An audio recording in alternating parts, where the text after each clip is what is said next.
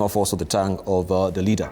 There is the issue of the expendables, so to speak, within ODM, that if you are the rebels, we should show you the door or choose to resign.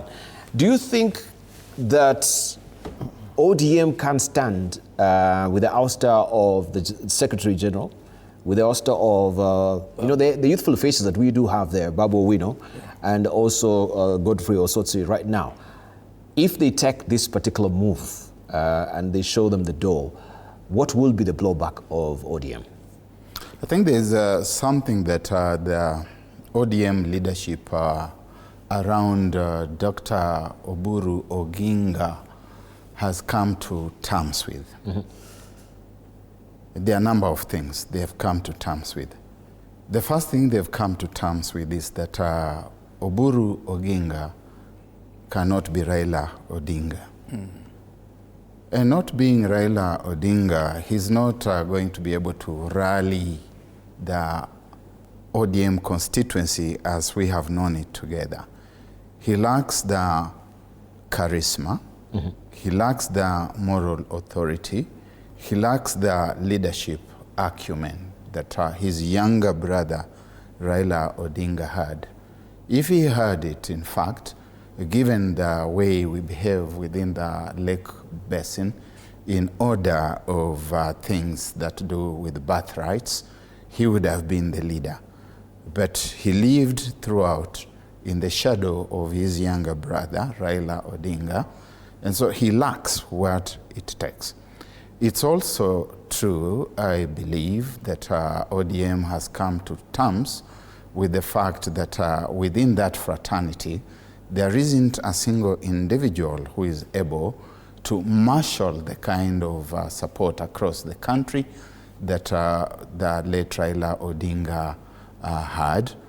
And the leadership around Dr. Oburu Odinga is coming to terms with the reality that for purposes of survival and self-preservation politically, the territory called Luo Nyanza must hold together within ODM, fractured, fragmented, broken, whatever may happen about it, they must hold that bit together.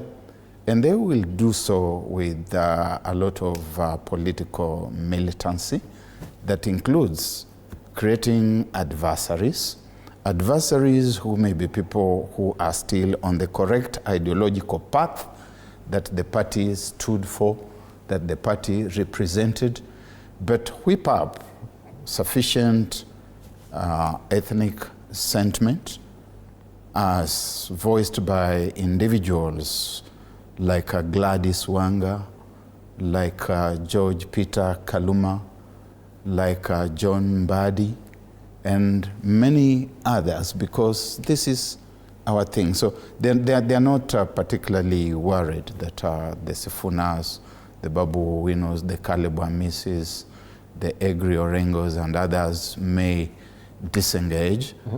What they are concerned about is survival within that little corner and have enough muscle to go out to negotiate with others who are going to help them to fly into the future. In other words, what we are saying is that the present top leadership in ODM, barring the Secretary General and a few others within the so-called rebellious camp, have come to terms with the reality that they can no longer be persuasive on the national platform. You listen to the vibes from the coast on the 7th of this month. Mm-hmm.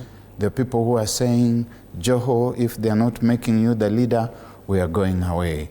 And we're forming our own party. We're forming our own party. You look at Western, or the former Western province, it's completely in disarray. It's up for grabs. You look at the Ma following, it is in a state of confusion. You look at the Gusii countryside, it's in disarray. And therefore, what they are doing is retreating, and you can see that the rallies have begun by going to their enclaves that were seen as the late Mr. Odinga's strongholds. And so the question of whether it survives or it doesn't survive as a coherent entity perhaps does not even arise. It's already broken. The fissures and fractures began when Odinga himself was still around. It's possible they knew something that the rest of us did not know. Hence, the beginning of the fissuring and the fracturing way before Mr. Odinga passed on. And so I would agree with my brother Kipruto Kirwa that there are possibly going to be about 3 or even 4 factions within ODM. Factions and formations within ODM. And even within the faction that may remain in Luo Nyanza, it is possible that we are going to see further fissures. One of the illusions within that camp, and I use the expression illusion deliberately and advisedly, is that one or two individuals within that space is going to be President William Ruto's running mate in 2027, something that probably arises out of some of the calf of hand remarks that he made that a woman should be the next deputy president. And you can see some kind of termagants,